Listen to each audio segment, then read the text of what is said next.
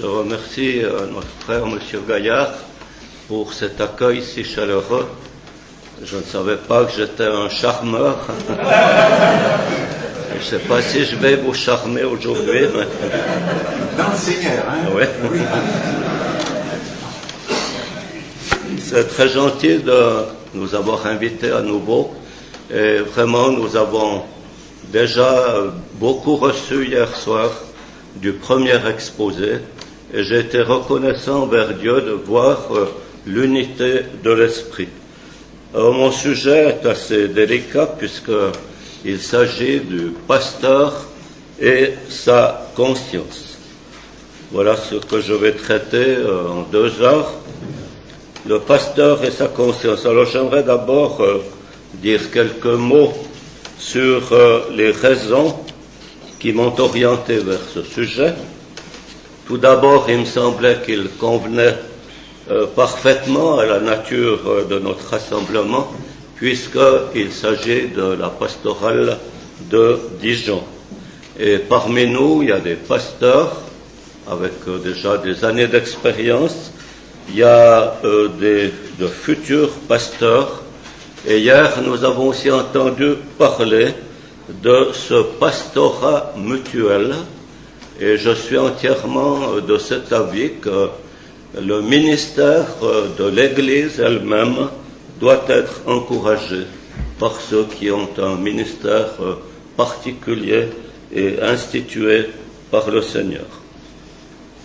Deuxièmement, je crois que pour tous ceux qui sont engagés dans le ministère au sens général de la prédication et de l'enseignement de la parole, il y a ces exhortations pressantes de l'Écriture à avoir et à garder une bonne conscience.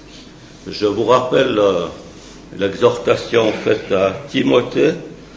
Le commandement que je t'adresse, Timothée, c'est que tu combattes le bon combat en gardant la foi et une bonne conscience. Une bonne conscience, une conscience qui fonctionne bien. Et cette exhortation est accompagnée d'un avertissement solennel quant aux risques auxquels s'exposent ceux qui perdent cette bonne conscience. Cette conscience, dit Paul, quelques-uns l'ont perdue. Et si vous regardez ce verbe « perdre », ça indique une action volontaire de rejet. Ce même verbe est parfois traduit par « qui ont renoncé à une bonne conscience » ou « qui ont repoussé une bonne conscience ». Cette conscience, quelques-uns l'ont perdue et ils ont fait naufrage par rapport à la foi. De ce nombre sont Hyménée et Alexandre que j'ai livrés à Satan afin qu'ils apprennent à ne pas blasphémer. Alors nous voyons que la perte d'une bonne conscience peut mener à un désastre spirituel irrémédiable. Ici, il est question d'Hyménée, mais Paul en parle encore dans la seconde épître. Et dans la seconde épître, il peut dire de cet Hyménée qu'il est parmi ceux dont la parole ronge comme la gangrène. Donc, c'est inquiétant de voir que le fait de renoncer à une bonne conscience peut mener à un désastre spirituel irrémédiable. Maintenant, ce qui m'a aussi poussé à parler de ce sujet, c'est les constatations faites sur un plan personnel au cours du ministère, presque 40 ans de ministère, par rapport aux pièges spirituels et moraux qui guettent le pasteur quand sa conscience est prise en défaut, quand elle baisse la garde.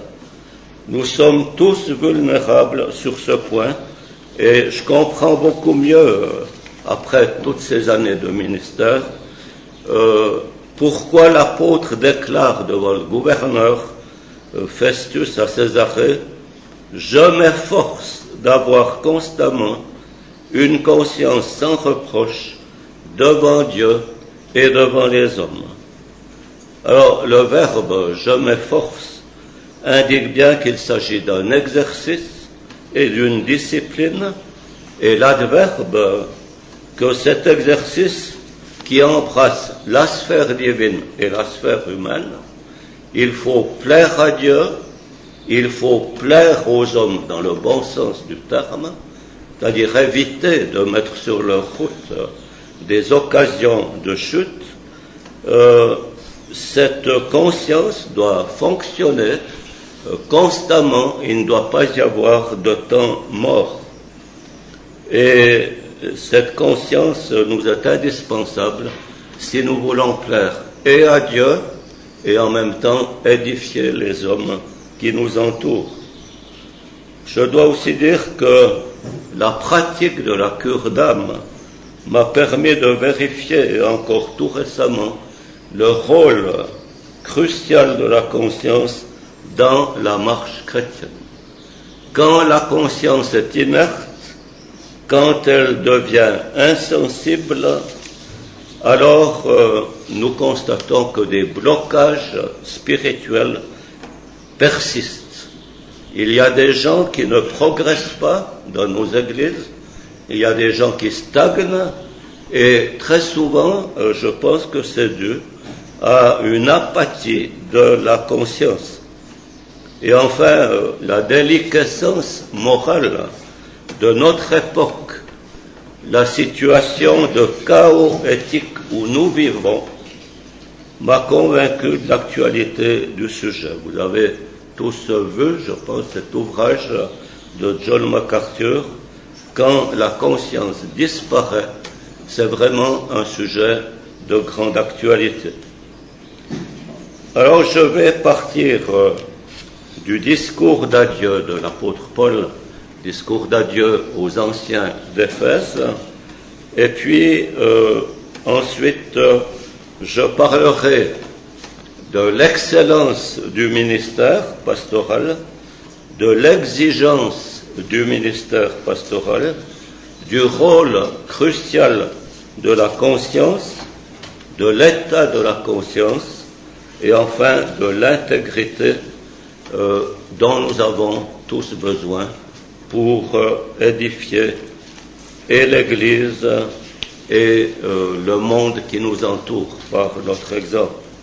Voilà donc le plan de cet exposé. Et maintenant, nous lisons ce discours de Paul aux anciens d'Éphèse. Mon propos n'est pas de faire un exposé suivi, méthodique du discours. C'est un discours très remarquable par la substance, par la forme, par le ton.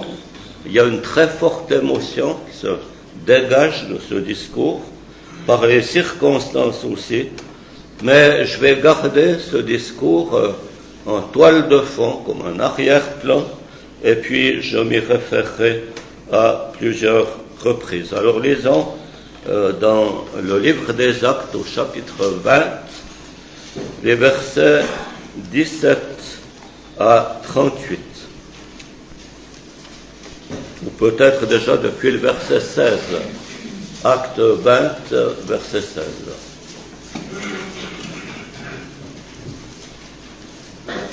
Paul avait résolu de passer devant Éphèse sans s'y arrêter, afin de ne pas perdre de temps en Asie, car il se hâtait pour se trouver, si cela lui était possible, à Jérusalem le jour de la Pentecôte. Cependant, de Milet, Paul envoya chercher à Éphèse les anciens de l'Église. Lorsqu'ils furent arrivés vers lui, il leur dit : « Vous savez de quelle manière, depuis le premier jour où je suis entré en Asie, je me suis sans cesse conduit avec vous, servant le Seigneur en toute humilité, avec larmes, et au milieu des épreuves que me suscitaient les embûches des Juifs. Vous savez que je n'ai rien caché de ce qui vous était utile, et que je n'ai pas craint de vous prêcher et de vous enseigner publiquement et dans les maisons, annonçant aux Juifs et aux Grecs la repentance envers Dieu et la foi en notre Seigneur Jésus-Christ. Et maintenant, voici, lié par l'Esprit, je vais à Jérusalem, ne sachant pas ce qui m'y arrivera. Seulement de ville en ville, l'Esprit Saint m'avertit que des liens et des tribulations m'attendent. Mais je ne fais pour moi-même aucun cas de ma vie, comme si elle m'était précieuse, pourvu que j'accomplisse ma course avec joie et le ministère que j'ai reçu du Seigneur Jésus d'annoncer la bonne nouvelle de la grâce de Dieu. Et maintenant, voici, je sais que vous ne verrez plus mon visage, vous tous au milieu desquels j'ai passé en prêchant le royaume de Dieu. C'est pourquoi je vous déclare aujourd'hui que je suis pur du sang de vous tous, car je vous ai annoncé tout le conseil de Dieu, sans en rien cacher. Prenez donc garde à vous-même et à tout le troupeau sur lequel le Saint-Esprit vous a établi évêque pour paître l'Église du Seigneur qu'il s'est acquise par son propre sang. Je sais qu'il s'introduira parmi vous après mon départ des loups cruels qui n'épargneront pas le troupeau et qu'il s'élèvera du milieu de vous des hommes qui enseigneront des choses pernicieuses pour entraîner les disciples après eux. Veillez donc, vous souvenant que durant 3 années, je n'ai cessé nuit et jour d'exhorter avec larmes chacun de vous. Et maintenant, je vous recommande à Dieu et à la parole de sa grâce, à celui qui peut édifier et donner l'héritage avec tous les sanctifiés. Je n'ai désiré ni l'or, ni l'argent, ni l'or, ni les vêtements de personne. Vous savez vous-même que ces mains ont pourvu à mes besoins et à ceux des personnes qui étaient avec moi. Je vous ai montré de toute manière que c'est en travaillant ainsi qu'il faut soutenir les faibles et se rappeler les paroles du Seigneur qui a dit lui-même « Il y a plus de bonheur à donner qu'à recevoir ». Après avoir ainsi parlé, il se mit à genoux et il pria avec eux tous, et tous fondirent en larmes, et se jetant au cou de Paul, il l'embrassait, affligé surtout de ce qu'il avait dit qu'il ne verrait plus son visage, et ils l'accompagnèrent jusqu'au navire. Alors, il s'agit d'un moment charnière dans la vie et le ministère de l'apôtre. On voit qu'une page se tourne. Paul entreprend son dernier voyage à Jérusalem, où se déroulera sous peu son arrestation, prélude de son emprisonnement avec ses diverses péripéties, d'abord à Césarée, et puis avec comme aboutissement la captivité à Rome. Alors, je crois que nous pouvons mesurer l'importance que Paul attribuait à ce qu'il allait dire aux responsables de l'église d'Éphèse, en mettant en regard 2 versets, le verset 16 et le verset 17. On lit au verset 16, « Paul avait résolu de passer devant Éphèse sans s'y arrêter, afin de ne pas perdre de temps en Asie, car il se hâtait pour se trouver, si cela lui était possible, à Jérusalem le jour de la Pentecôte. Cependant, ce cependant est important, cependant de Milet, Paul envoya chercher à Éphèse les anciens de l'Église. Paul avait résolu de ne pas s'arrêter, il était pressé d'arriver à Jérusalem pour la Pentecôte, mais ce cependant nous montre que Paul, malgré sa hâte d'être à Jérusalem, ressentait dans son âme de pasteur, il était apôtre, mais il avait une âme de pasteur, il ressentait une autre urgence que celle d'être à Jérusalem.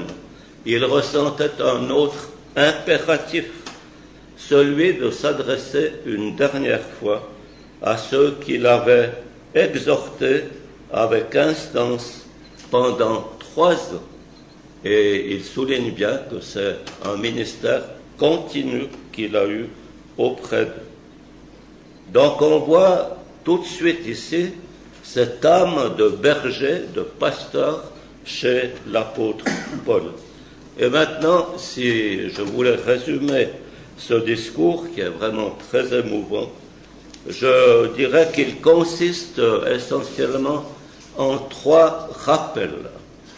Il y a d'abord le rappel de la ligne de conduite de l'apôtre dans son ministère auprès des anciens d'Éphèse. Verset 18. Vous savez de quelle manière, depuis le premier jour où je suis entré en Asie, je me suis sans cesse conduit avec vous, servant le Seigneur en toute humilité. Alors, je ne vais pas examiner tous les détails de la conduite de l'apôtre, mais on peut dire en résumé que Paul s'est acquitté pleinement de sa responsabilité envers eux en leur annonçant tout le conseil de Dieu, tout le plan rédempteur du Dieu trinitaire sans en rien cacher. Une fois il dit « je ne vous ai rien caché de ce qui vous était utile » et ensuite il reprend et il dit qu'il a annoncé tout le conseil de Dieu. Je fais juste remarquer en passant, par rapport à la carence des ministères actuels, souvent, ou de la prédication actuelle, qu'il a annoncé la repentance envers Dieu et la foi en notre Seigneur Jésus-Christ. Paul n'a rien escamoté dans son message. Alors il y a le rappel de sa ligne de conduite. Il y a le rappel de leur responsabilité envers le troupeau. Je relis le verset 28. Responsabilité envers le troupeau face aux dangers qui guettent l'église d'Éphèse. Prenez donc garde à vous-même et à tout le troupeau sur lequel le Saint-Esprit vous a établi évêque, pour paître l'Église du Seigneur qu'il s'est acquise par son propre sang. Alors Paul, par vision prophétique, parce qu'il est apôtre infaillible et que par le Saint-Esprit il discerne l'avenir, il voit clairement les dangers qui guettent cette Église. Verset 29, je sais, et c'est le verbe savoir d'un apôtre agent de la révélation, je sais qu'il s'introduira parmi vous, après mon départ, des loups cruels qui n'épargneront pas le troupeau, les dangers du dehors, et qu'il s'élèvera du milieu de vous des hommes qui enseigneront des choses pernicieuses pour entraîner les disciples après eux. Veillez donc, comme Moïse, avant sa mort, avait vu, par une anticipation du même ordre, la corruption future d'Israël, Paul voit cette Église menacée par des dangers du dehors et du dedans. Et en tant qu'évêques, ceux qui ont les yeux sur le troupeau, ce mot définit la nature de leur charge. Dans ce discours, il est parlé d'anciens, il est parlé d'évêques, il s'agit des mêmes personnes.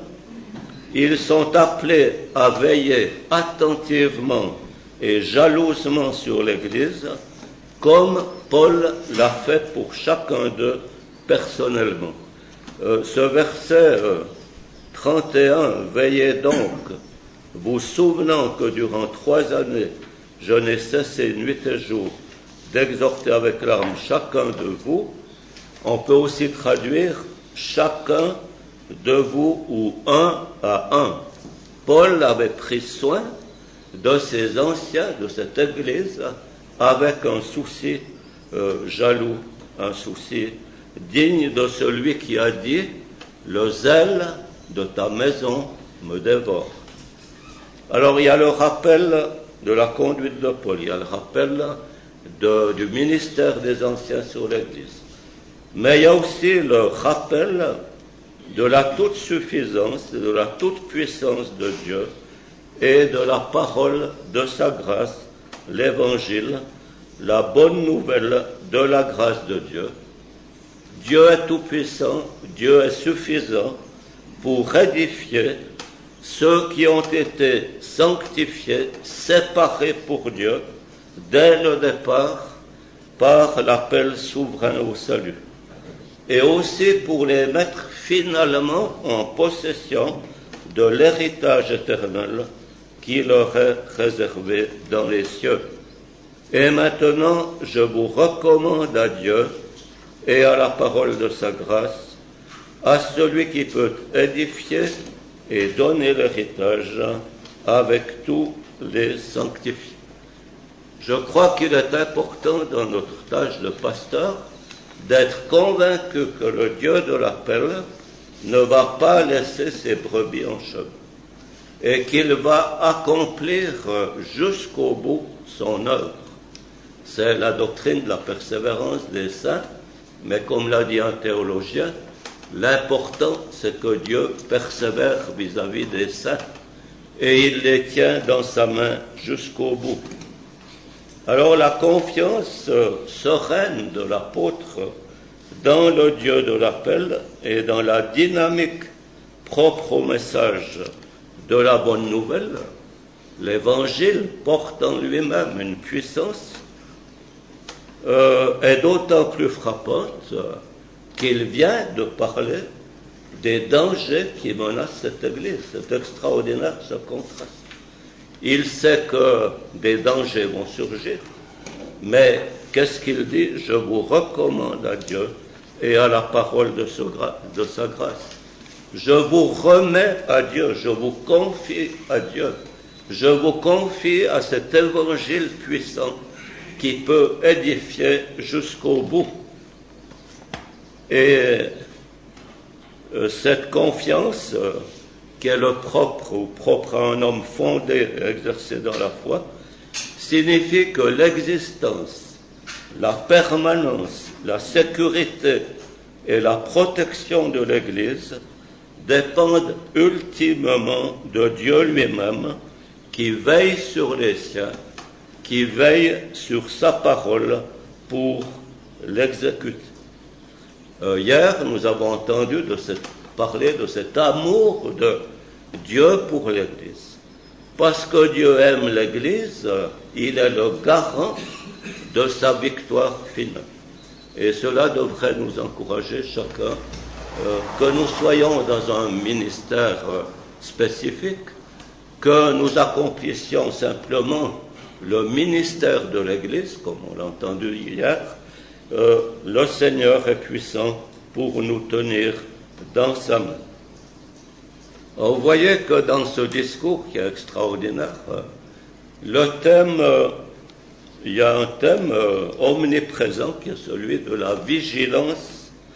La vigilance, celle de l'apôtre vis-à-vis des anciens de l'Église d'Éphèse, celle des anciens vis-à-vis de l'Église locale, celle de Dieu trinitaire lui-même sur son Église.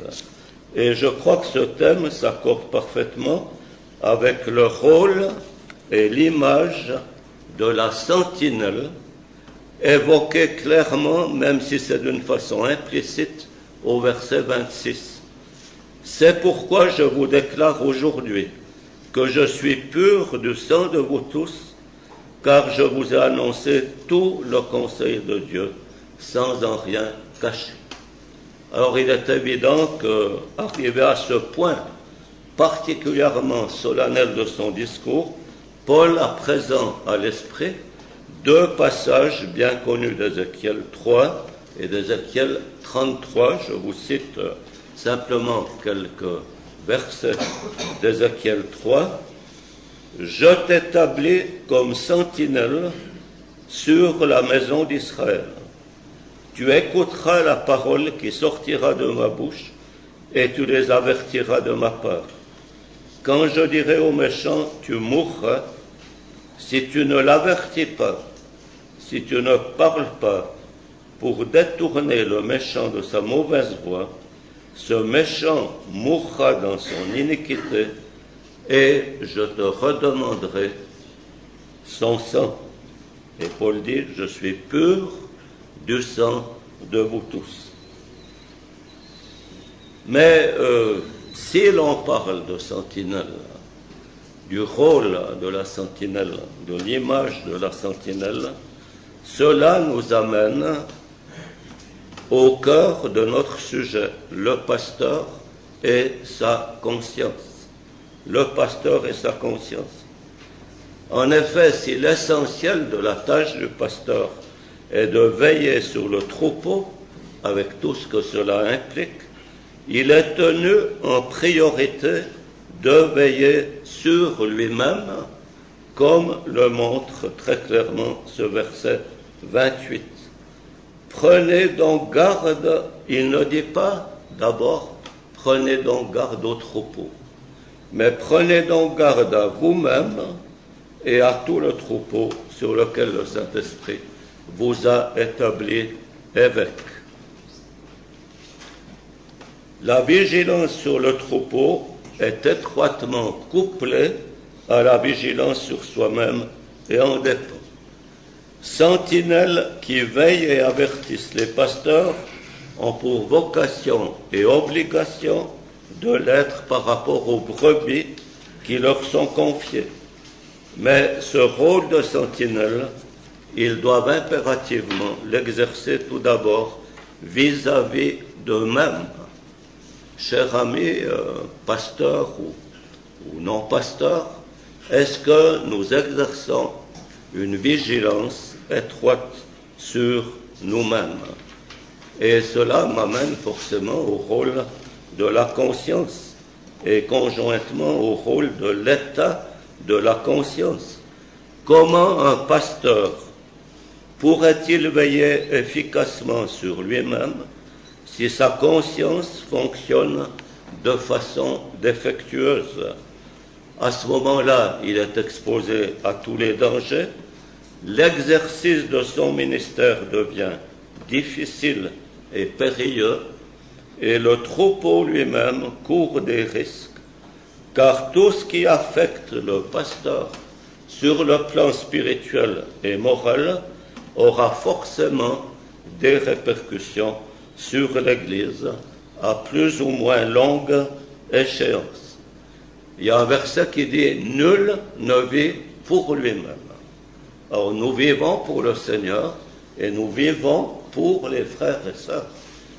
Mais s'il y en a un parmi tous qui ne peut pas se permettre de vivre pour lui-même, c'est bien le pasteur. Il a un rôle représentatif.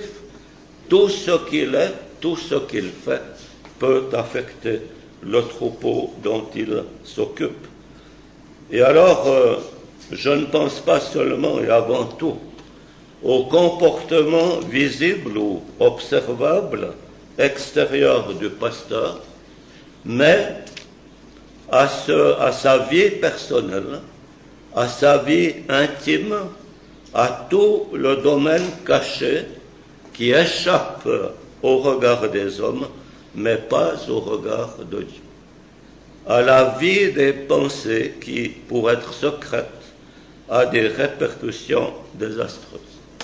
Et je vous recommande de lire dans ce livre de MacArthur, auquel j'ai fait allusion au début, quand la conscience disparaît, il y a tout un chapitre sur la question des pensées. Les pensées qui sont en nous, de quelle nature sont-elles? Je disais une fois à un auditoire, est-ce que vous voudriez que quelqu'un radiographie les pensées qui défilent dans votre cœur? Est-ce que nous souhaiterions une radiographie de ces pensées? Si cela devait passer sur un film, eh bien, je suis sûr que nous devrions souvent baisser la face, rougir, confesser cette dépravation provoquée par la chute, héritée de la chute. Alors, notre souci de conserver une bonne conscience qui fonctionne bien, une conscience pure, sans reproche, à l'abri du sentiment de la culpabilité, est bien sûr fonction de notre sens de la sainteté de Dieu. Est-ce que nous sommes conscients de la sainteté absolue de ce Dieu que nous servons et pour qui nous travaillons? Alors d'un côté, nous devons veiller à l'état de notre conscience à cause de la sainteté de Dieu. Et de l'autre, nous devons y veiller à cause de la valeur du ministère que Dieu nous a confié, que nous avons reçu de lui et des exigences attachées à ce ministère. Il est indispensable d'avoir une conscience sans reproche à cause de la valeur du ministère et à cause des exigences du ministère. Et à cet égard, l'état d'esprit de Paul par rapport à son ministère d'apôtre doit nous servir d'exemple. Je relis simplement les versets 22 à 24 d'Acte 20. Et maintenant, voici, lié par l'Esprit, je vais à Jérusalem, ne sachant pas ce qui m'y arrivera. Seulement de ville en ville, l'Esprit Saint m'avertit que des liens et des tribulations m'attendent. Mais je ne fais pour moi-même aucun cas de ma vie, comme si elle m'était précieuse, pourvu que j'accomplisse ma course avec joie et le ministère que j'ai reçu du Seigneur Jésus d'annoncer la bonne nouvelle de la grâce de Dieu. Pour l'apôtre, il avait une telle conscience de la valeur de son ministère d'apôtre qu'il subordonnait absolument tout à l'accomplissement de ce ministère. Sa vie elle-même. Il ne faisait pour lui-même aucun cas de sa vie. Et ce qui a du prix à ses yeux, ce à quoi il attribue une importance extrême, c'est à ce ministère reçu du Seigneur Jésus. Alors j'aimerais parler de l'excellence du ministère pastoral. Et nous allons là ouvrir la Bible dans 1 Timothée 3. 1 Timothée 3. Cette parole est certaine, si quelqu'un aspire à la charge d'évêque, il désire une œuvre excellente. Alors, à l'intention de ceux qui aspirent à cette charge d'évêque, l'apôtre affirme, vous avez vu avec quelle force, qu'il désire une œuvre excellente. On peut traduire le mot œuvre par tâche ou charge et excellente par noble. C'est une tâche noble, une tâche honorable ou une tâche encore magnifique. Le mot signifie intrinsèquement bon et par conséquent honorable. Ce même mot honorable, il revient au verset 13 où il est question du ministère, car ceux qui remplissent convenablement leur ministère s'acquièrent un rang honorable et une grande assurance dans la foi en Jésus-Christ. Alors je pense qu'il faut prendre garde à la haute estimation que Paul fait du ministère pastoral. Non pas pour nous valoriser nous-mêmes. Malheur à nous si nous nous valorisons nous-mêmes. Ce n'est pas pour cela.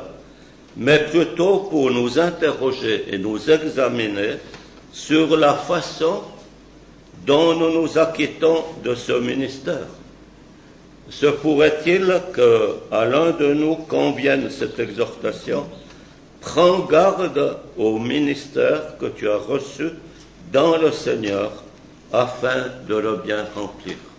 Est-ce que nous ne courons pas le risque, au cours des années, de connaître des périodes d'assoupissement, des périodes où nous n'avons plus le même zèle, des périodes où le ministère n'a plus à nos yeux cette haute valeur que la Bible elle-même lui donne. Alors prends garde au ministère que tu as reçu dans le Seigneur afin de le bien remplir. Alors c'est peut-être le moment ici de faire état de l'opinion d'un homme de Dieu mondialement connu dont l'exemple et le ministère ont marqué sa génération. Au premier chapitre d'un ouvrage vraiment captivant et plein d'humour, intitulé « Prédication et prédicateur », et sous le titre « La primauté de la prédication », Martin Lloyd-Jones dit ceci: « Pour moi, la tâche de la prédication est la vocation à la fois la plus élevée, la plus importante et la plus glorieuse à laquelle quelqu'un puisse être appelé. » Et si vous voulez en savoir davantage, j'ajouterai sans la moindre hésitation que le besoin le plus pressant de l'Église chrétienne d'aujourd'hui, c'est une prédication authentique. Et parce que c'est le besoin majeur et le plus urgent de l'Église, c'est aussi et du même coup le besoin majeur du monde. Voyez l'estimation par Martin Lloyd-Jones de ce ministère de la prédication.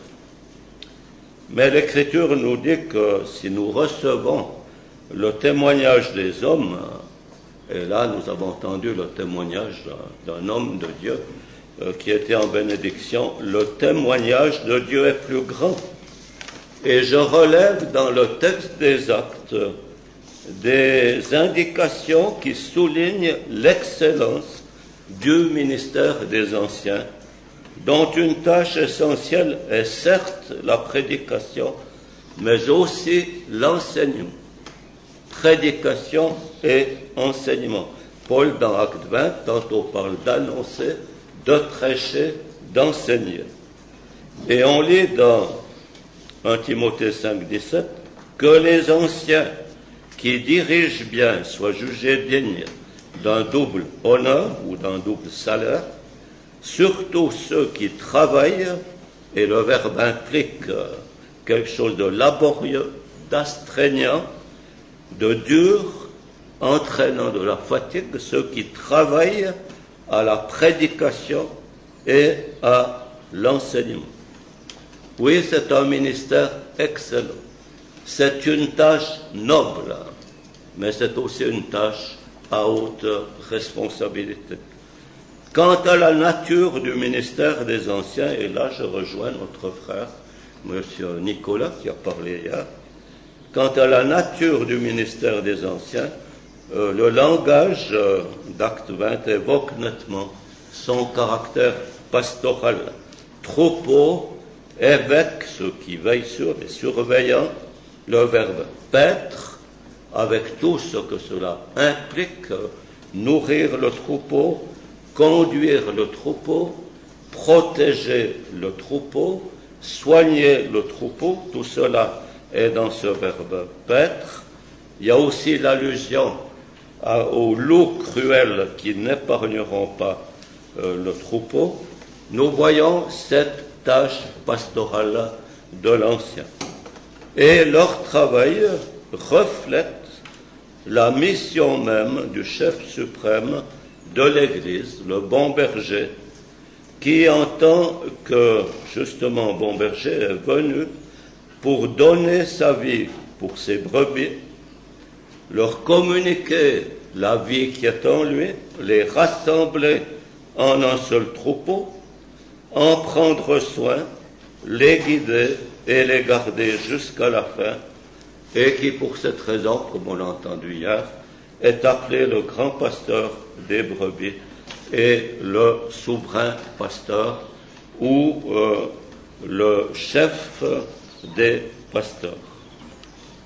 Alors Pierre, dans un autre passage où il évoque les souffrances expiatoires et vicariales de Christ à Golgotha, emploie successivement les mots pasteur et évêque, ce second traduit évêque là par gardien, lui par les meurtrissures duquel vous avez été guéris, car vous étiez comme des brebis errantes, mais maintenant vous êtes retournés vers le pasteur et l'évêque, celui qui veille sur l'évêque de vos âmes. Et c'est dans le sillage de ce pasteur et de cet évêque suprême que les anciens accomplissent leur ministère, qui est un reflet du sien. Alors j'ai parlé de la nature de leur tâche.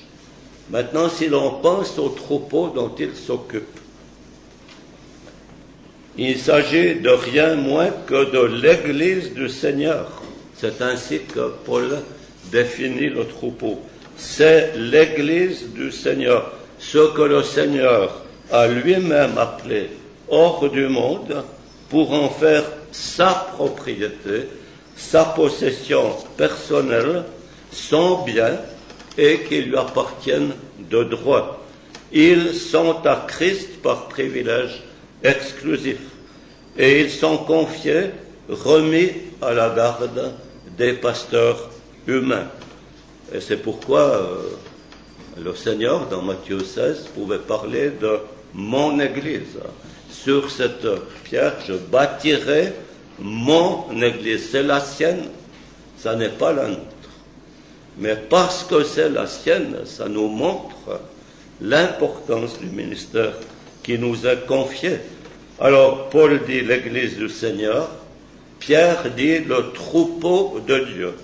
Paissez le troupeau de Dieu qui est sous votre garde ou qui est parmi vous, non par contrainte, mais volontairement. Ce n'est pas le nôtre, c'est celui du Seigneur. Et les plus faibles des brebis qui sont confiées à nos soins, et quelle que soit leur apparence, et quelle que soit notre estimation, parce que nous, il y a le danger du mépris parfois. Je constate dans la tâche pastorale qu'il y a des brebis qui peuvent épuiser notre patience, qui peuvent peut-être parfois susciter des réactions charnelles en nous, ou alors qui pourraient être l'objet de regards plus ou moins méprisants. Mais chaque brebis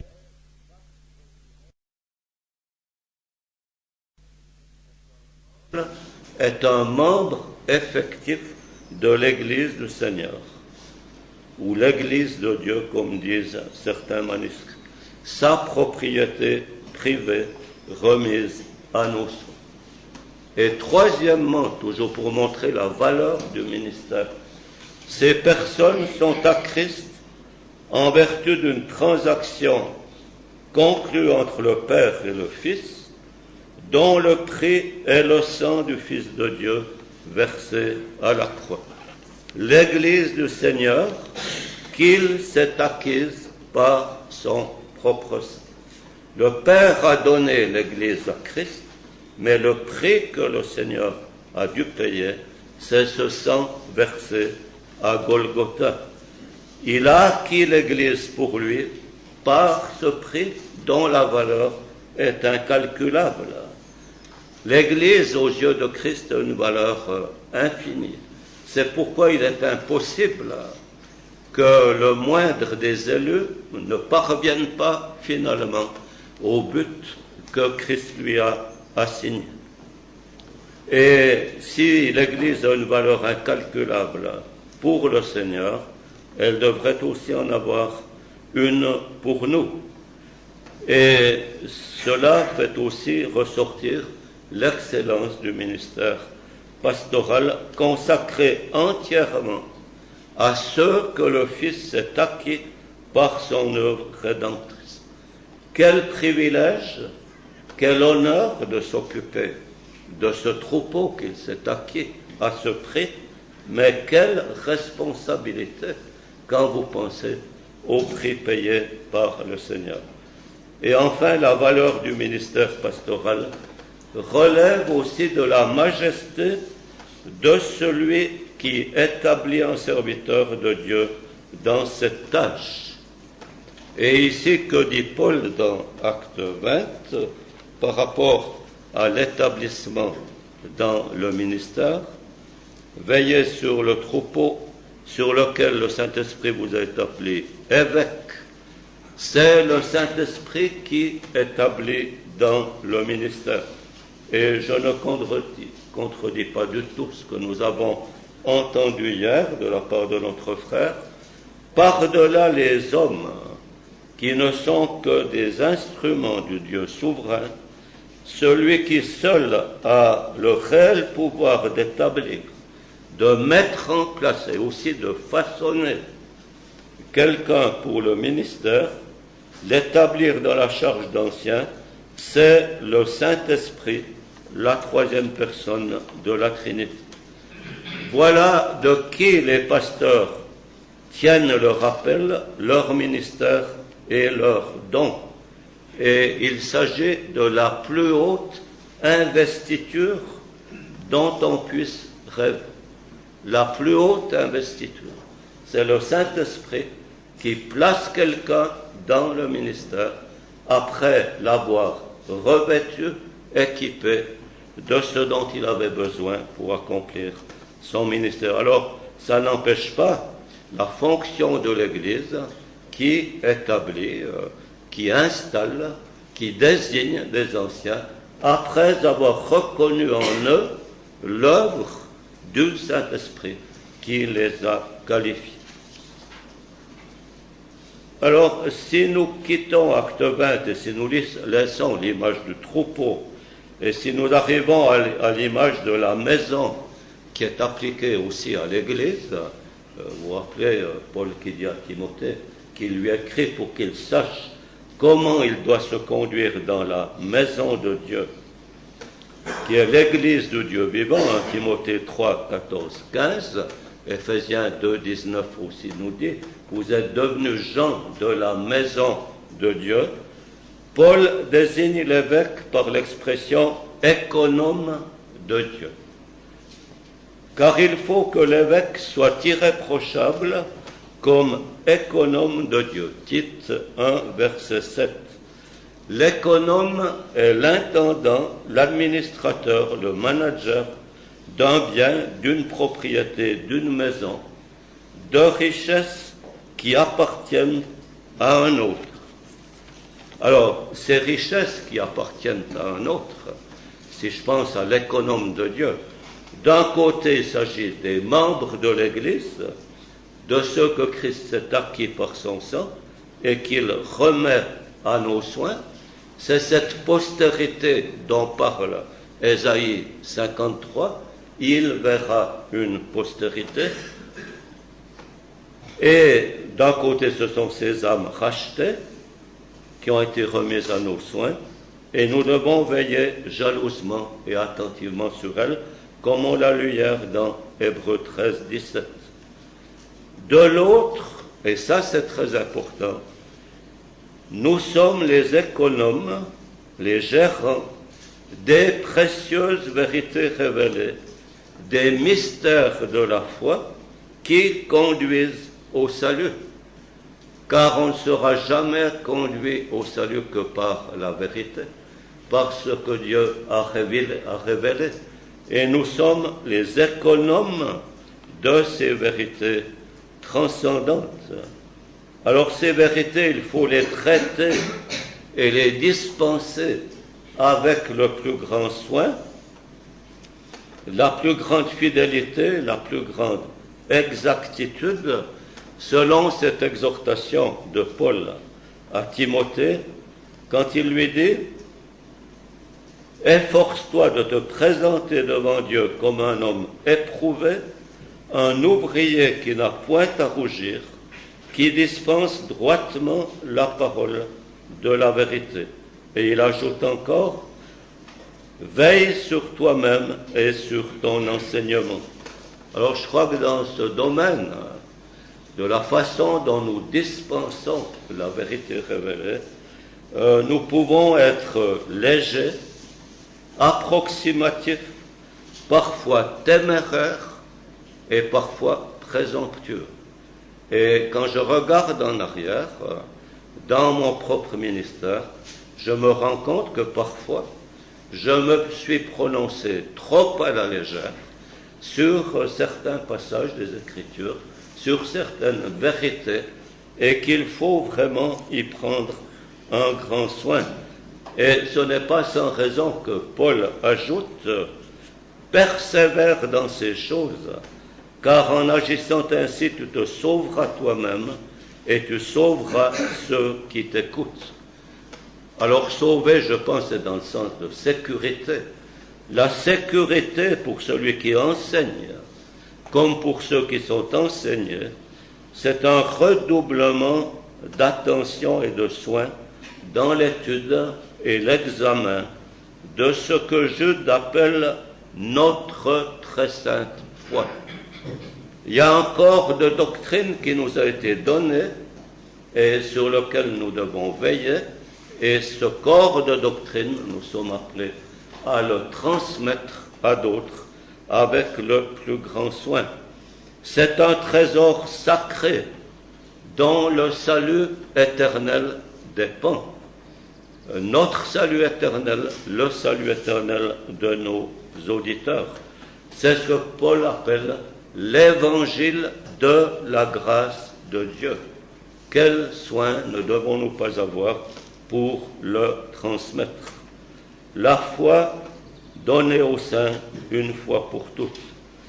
Alors le ministère, la tâche de l'ancien est excellente parce qu'elle se concentre en grande partie sur l'enseignement et la proclamation de la seule vérité qui sauve.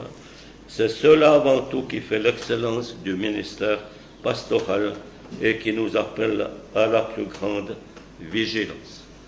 Alors, si vous pensez au peu de cas dans le monde des chrétiens que l'on fait des vérités révélées, du dépôt sacré de la doctrine chrétienne, quel soin nous devons donner à la conservation de ce trésor, à la transmission exacte de ce trésor à ceux qui nous écoutent.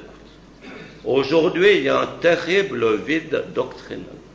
Les gens ne supportent plus la doctrine et nous devons nous attacher à cette doctrine et la transmettre pleinement, correctement, au plus près de notre conscience, avec l'aide du Saint-Esprit.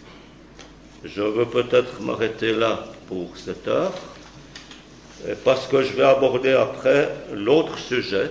J'ai parlé de l'excellence du ministère, j'ai essayé de montrer en quoi il était excellent, et je vais parler maintenant de l'exigence du ministère pastoral.